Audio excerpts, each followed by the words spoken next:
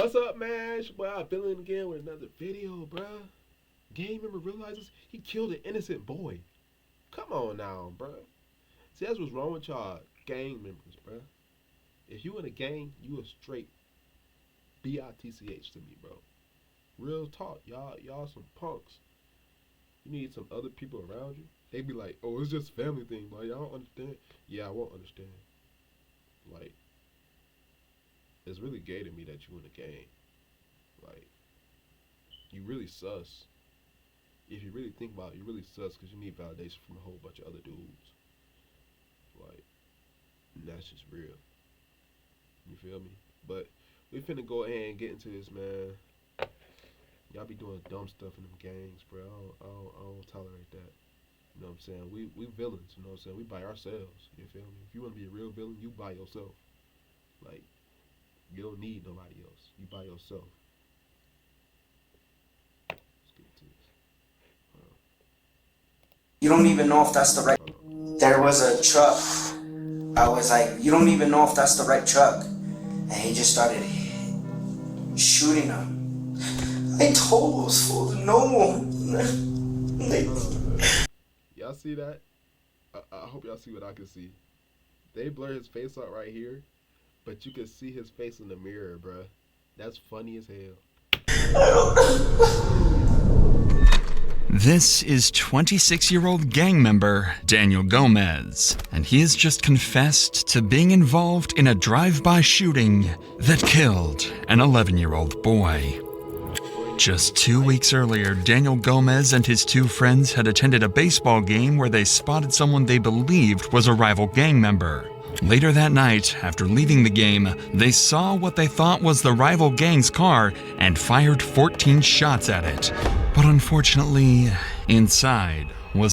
Bro, y'all really act like y'all in war too, bro. Like, if you want to do all that, go to the Army or Marine Corps, bro. I promise y'all won't even stand. Y'all won't even last in the Marine Corps, bro. Y'all don't know what it's like in the Marine Corps. Like, my brother was in the Marine Corps. He was an infantryman. I did the Army, but y'all wouldn't even last 10 seconds in there, bro. Like, if you gotta be in a gang, bro, you gay. Like, you gay. I'm being honest. You gay if you in a gang. Was an innocent family. Okay, what do you got? Where's it? Where? I can't move her. She was running through the street with the baby in her arms. Then she stopped us and she said, call the cops, my son's been shot. Did she come out?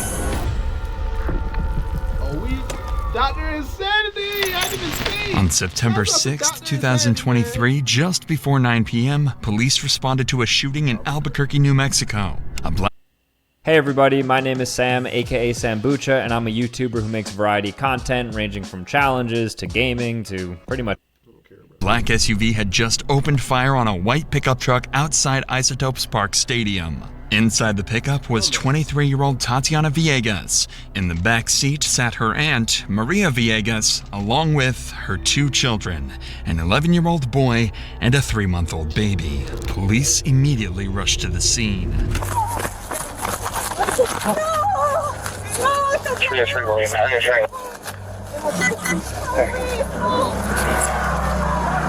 She got shot in the rib. We have a secondary victim, female, about 25 years of age, shot in the ribs and possibly the arm. We start at 4655. I don't. This is all I got. Chest seals, right? That's it. Yeah, hold that real quick. Tatiana had been shot 5 times. In critical condition, officers rushed to her side, keeping her conscious until paramedics arrived. She was raced to the hospital as her family watched in horror.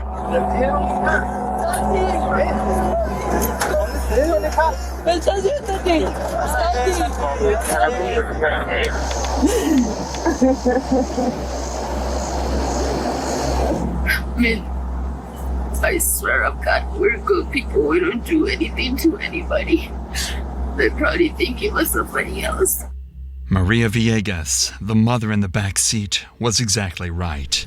Just minutes earlier, Tatiana had been peacefully driving her family home from a baseball game, unaware of the horror about to unfold. Yeah, bro, and I'd be like, that's why I'd be like skeptical on like certain places I go, because it's like, what if I look like somebody op, like, and then they come shoot me down? I ain't even no op, like. Meanwhile, only a few feet behind, 22-year-old Jose Romero was at the wheel of a black Dodge Durango, accompanied by his two friends, 21-year-old Nathan Garley and 26-year-old Daniel Gomez. Earlier that night at the game, Romero had spotted a rival gang member, the same one who had stolen a chain from him weeks earlier. Fueled by revenge, Romero and Garley had tracked what they believed to be his car and decided to open fire. But the most tragic news of all had yet to be delivered to the Villegas family. Unfortunately, Tatiana was not the only one in the vehicle that was struck by the gunshots. How's my son? Please tell me. Yes, you guys. I do not know. They're working on it right now. Stay here, okay? Oh, please.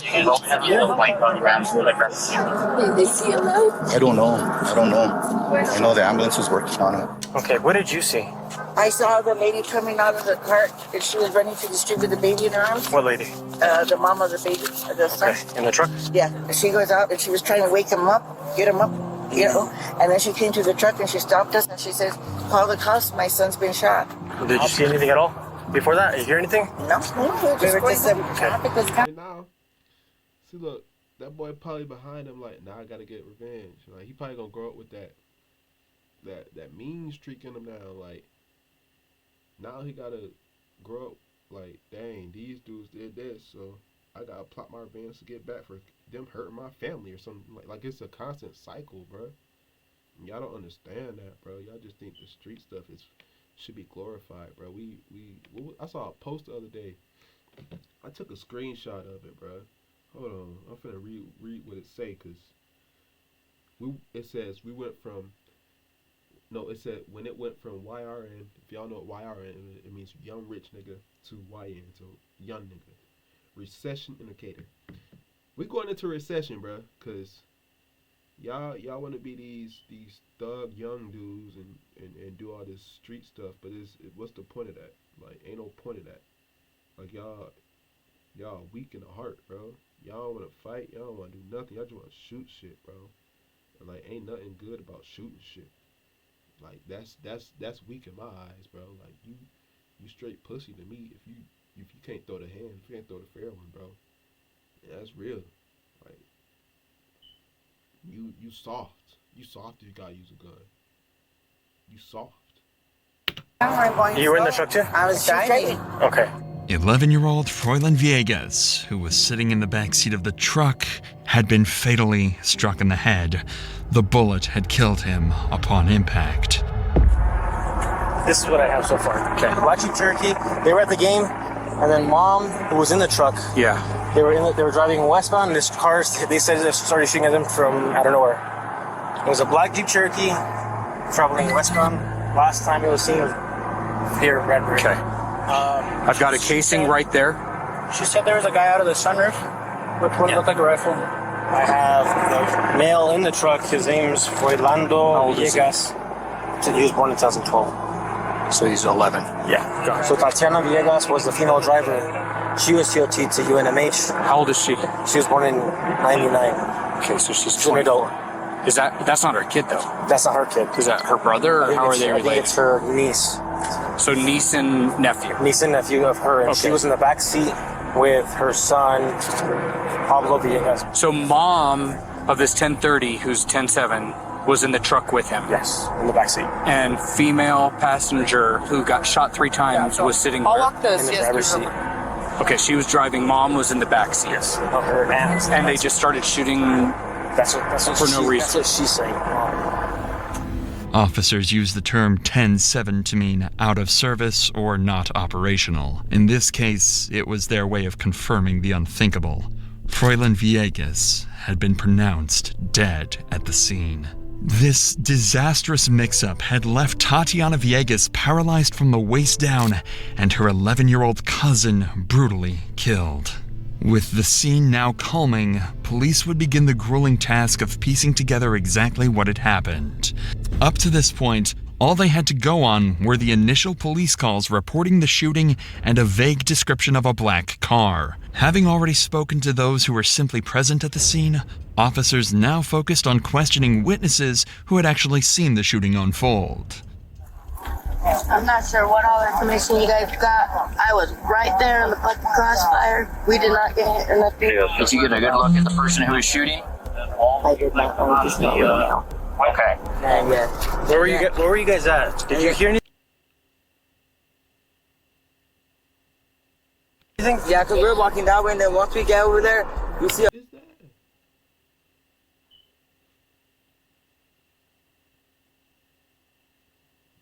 a black Durango walk this way, and it had 60 windows, and then after it gets right here, we just hear like five gunshots, like 3 or 4. Did you guys see anybody in the car? No, they had all their windows up, and it was black. Police now knew they were on the lookout for a black Durango and any of the men responsible for the reckless shooting. However, identifying the prime suspects would be no easy task, as police still had no clear motive for the sudden attack. With this, they returned to the victims the next day, hoping to gather any missing information that could help crack the case. First and foremost, my condolences to you both, okay? I've heard some of the statements of you're wondering why. That's a question you can ask. So many families have asked that. I was there with my baby. And they were just supposed to like, I believe what is university. Yeah. And I started hearing like boom, but I didn't know what's going on. And then she suddenly stopped the truck, and then that's when I saw this black SUV, I believe, with the guy coming up from the sunroof with a big rifle. And then my son went like this. And I said, Daddy, what's wrong? What's happening? And she said, I can't move. Yeah, just call an ambulance. And I grabbed my son's face, and he was full of blood, you know. And I slapped him, and I said, throw him. But in that moment, I knew he was dead because he was with his eyes open. So I grabbed the baby from the car seat, and I got out from the truck, and I started screaming, you know, for help, and nobody stopped. This was a nightmare that no family should ever endure. Police knew they had to act fast, not just for the Villegas family, but most importantly, for 11-year-old Froylan. Officers received a crucial update the next day. Tatiana had survived. For the detectives, this interview was critical. Tatiana wasn't just a survivor. She was the only known witness who could help police narrow down the list of suspects and piece together what really happened that night. Hello, Tatiana. My name's David. Okay. I'm gonna go easy with you, okay? Pleasure meeting you. Okay, sorry it's meeting you in such a way. Just imagine being in a hospital, paralyzed, waist down, hearing that your cousin, your 11-year-old cousin, dead. The reason why we're here is I'm the primary detective handling you and your nephew's case. Okay. So all I heard was like boom, boom, boom. And then I turned and looked at my auntie, and I was like, did we hit something? And that's when I just saw my body go numb, like my stomach. And that was it. So you said you heard a distinctive boom, boom, boom. Okay. When the car started to pass you, when you're looking at the car, could you see over the top of the cab of the car? Was it higher than you? Or was it lower than No, you? it was like, after like the shots, I did stop, and then that's when I saw the guy at the top. Okay. Shoot. Okay, the guy on the top shooting? Okay. Did you ever see the driver of that car? No. Okay. When the car went by, how many people were shooting at you? I only saw the guy whenever he passed again. He was at the top. I only saw him. You only saw one guy. One Okay. guy shooting.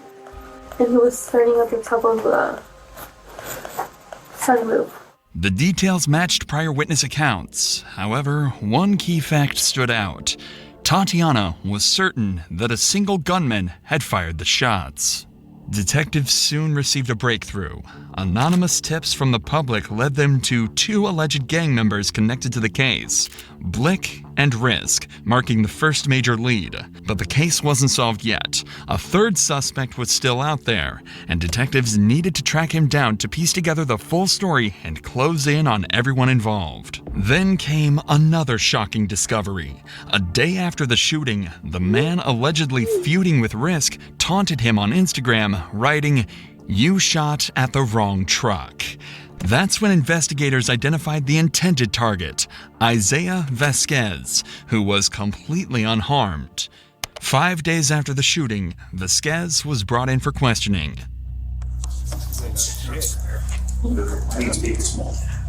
Have you had any problems with anybody over the past couple of weeks? Full set on. You sure about that? Yeah. You're positive on that?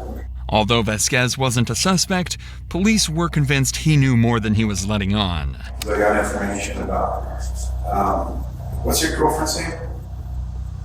Sabrina Sabrina and her boyfriend, which we did find Okay. had an argument with a rival gang member. Okay? Okay. I'm not from my gang at all. Okay. This is how it was brought to me. I'm not here for you. Okay. Point fingers. No, I'm here listening. That's fine. And that person who had that argument with you, we'll just leave the whole gang portion out of it now. Okay. Wanted to shoot you.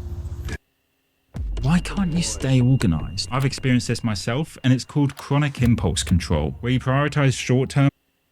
Yeah, the information is very specific that you had a similar colored vehicle, my victim's vehicle. Okay. And looking up your vehicle, your information, you have owned in your history a Dodge Crew Cab white pickup truck, whatever you call it. With that, do you have anything to say about that? Has anyone confronted you or argued? I went home with bad, you know what I mean? I didn't, nothing like happened while I was like around there. Okay. His responses were evasive. Despite appearing cooperative, his indifferent attitude frustrated detectives. So like he mentioned, like you're not in trouble, right? Yeah. The investigation led us to believe that you could help us out. I can tell you hesitated with it, right? So what truck do you go? I drove a Ram. A Ram? Yeah. This is the crew car? Is that the Porter? Yeah. Yeah. We think somebody wanted to hurt you. Yeah. We're pretty sure of that. Okay. So, but we know that you had an argument with somebody. Okay. And I know that other person wanted to hurt you, but I think they hurt somebody else who intended to try to hurt you. Oh, really? Isaiah was evidently putting on an act here and knew far more than he was letting on. But this could not be determined by police as there was no solid evidence to prove that Isaiah had been arguing with anyone at the game. And while this, as well as driving a similar car to the victims, was naturally going to raise suspicion, it does not implicate Isaiah or prove his involvement in their gang-related feud. The key detail detectives need is a description of the prime suspects, but Isaiah refuses to provide it, insisting he doesn't know their identities at all. So Blake wasn't there, huh? I don't know who that is. No, that guy, you know, Risk either. Jose, Nathan. Officers had discovered the street names of two of the prime suspects, known as Blick, Nathan Garley, and Risk, Jose Romero. Although they had the names of the men they were searching for, they didn't know where to find them. And after Isaiah's unsuccessful interrogation, police were at a roadblock. However, much to the police's joy, it would only be a day after that none other than Nathan Garley, Blick, would be stopped by state police on September 13th while returning from Arizona. Authorities found a gun and around 100,000 tablets in the car. As soon as they ran his information, officers discovered he was already a wanted suspect in the Froilan Villegas murder. His arrest led police straight to Jose Romero, who was also traveling to Arizona and was taken into custody the same day. With both men behind bars, only one suspect remained, 26-year-old Daniel Gomez. What's most interesting, however, is that police wouldn't have to search very far, as exactly one day after both Nathan Garley and Jose Romero's public arrest, the third suspect would turn himself into the police station, Daniel Gomez. And while Daniel confirmed being in the Dodge Durango that night, he decided to give his own recollection of what happened. Having these rights in mind, do you wish to speak to me? I want to speak with the attorney first. You do? Something that, I just would feel comfortable with someone present with me that knows more about legally. It's not like, because I'm here to talk to you guys. There's a reason I came to you guys. Yeah. So I feel like Bro, that's not saving him. You can see him in the mirror, bro. You might as well take off that blur. I would feel more comfortable with someone that knows more about these things. No, it's absolutely fine. At first, Daniel did the smart thing, invoking his right to an attorney. But it didn't take long for him to change his mind. With that, we're done. I can't go any further.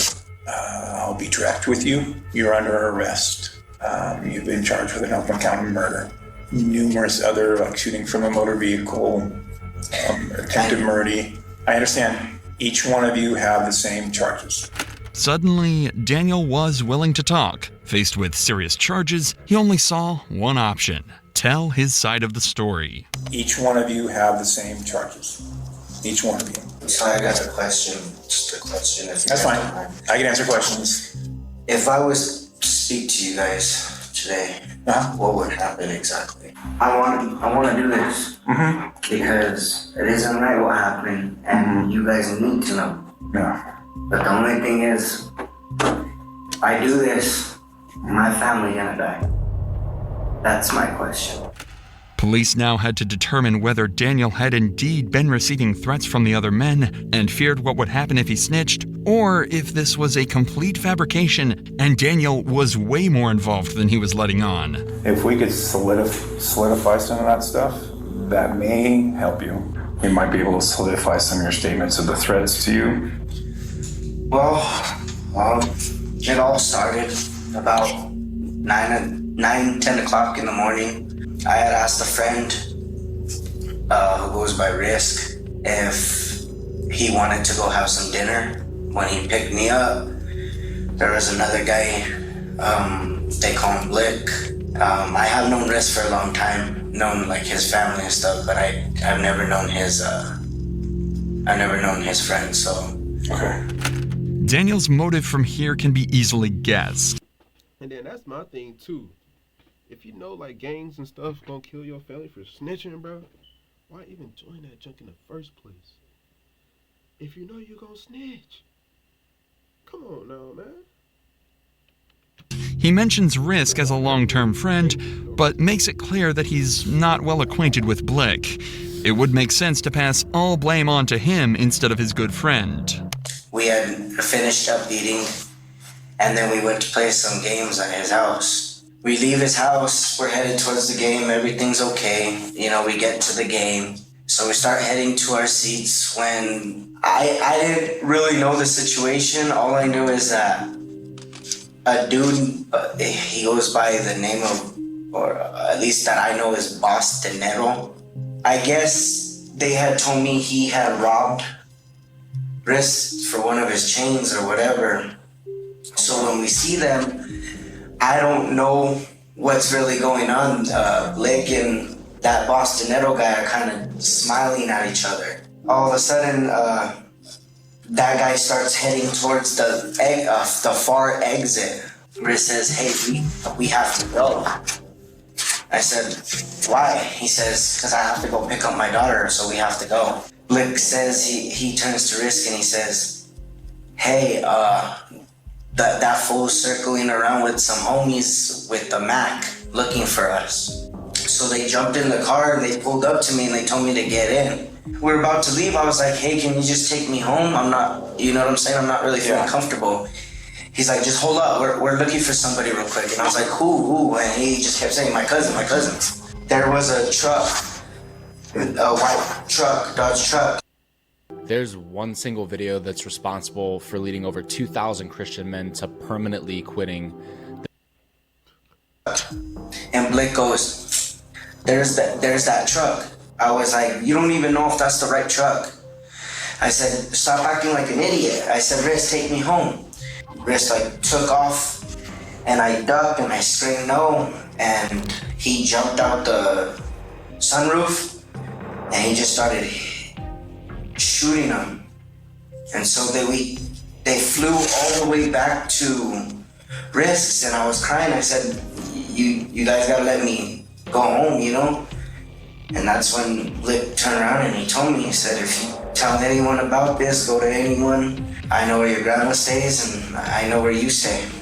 And I told him I wouldn't say nothing.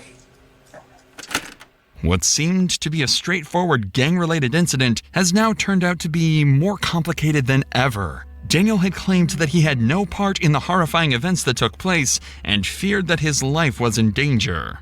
And it's haunted me. It was just an innocent baby.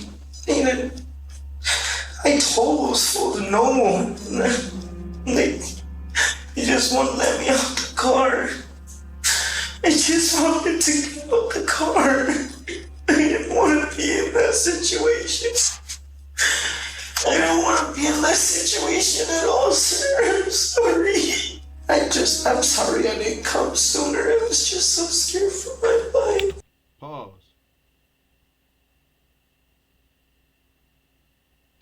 I'm still scared. I don't know what's gonna happen to me.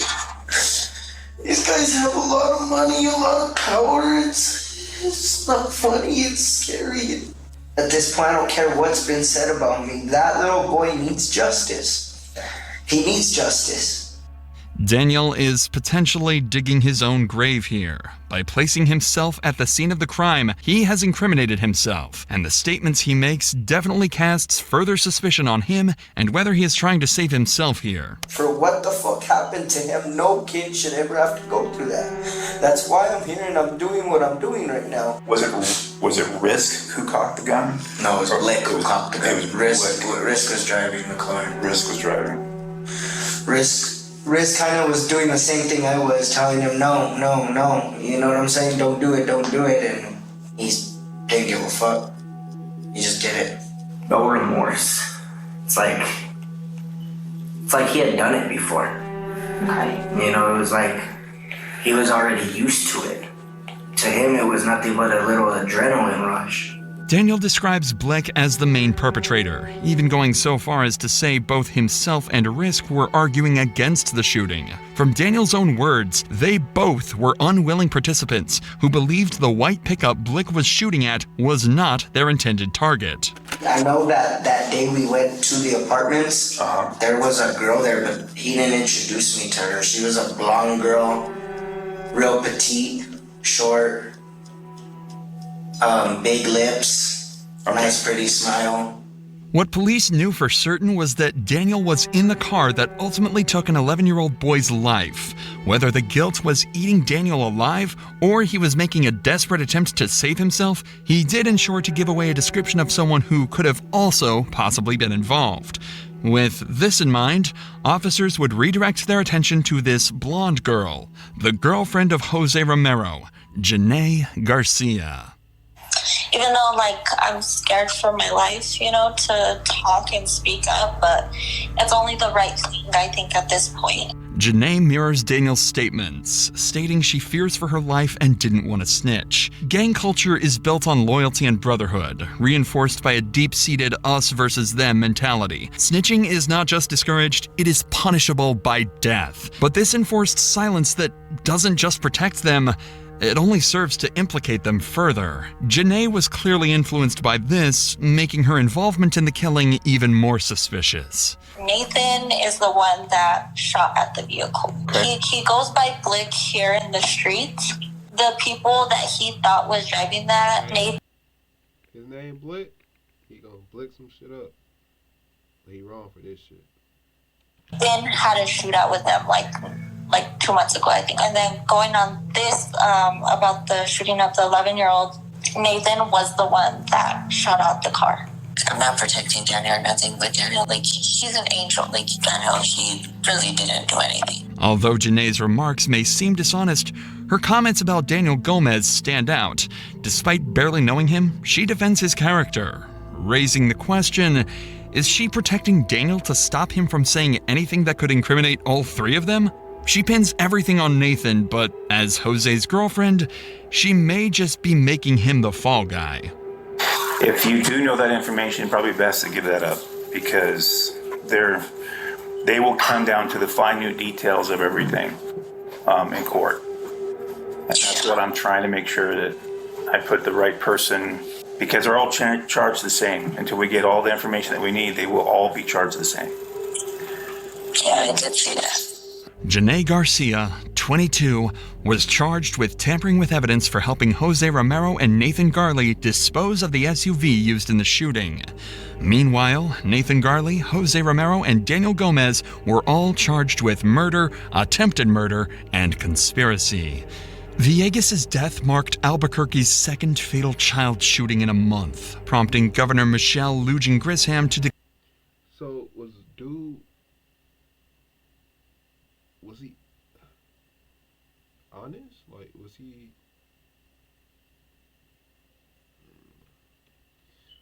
was he telling the truth? Like, he was innocent? Like, I'm so confused. I gotta go back. I'm sorry, y'all. I gotta go back.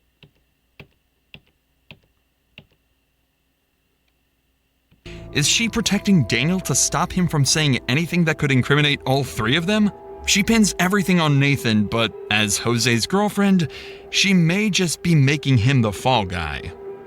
If you do know that information, probably best to give that up, because they will come down to the minute details of everything in court. And that's what I'm trying to make sure that I put the right person, because they're all charged the same. Until we get all the information that we need, they will all be charged the same. Yeah, I did see that.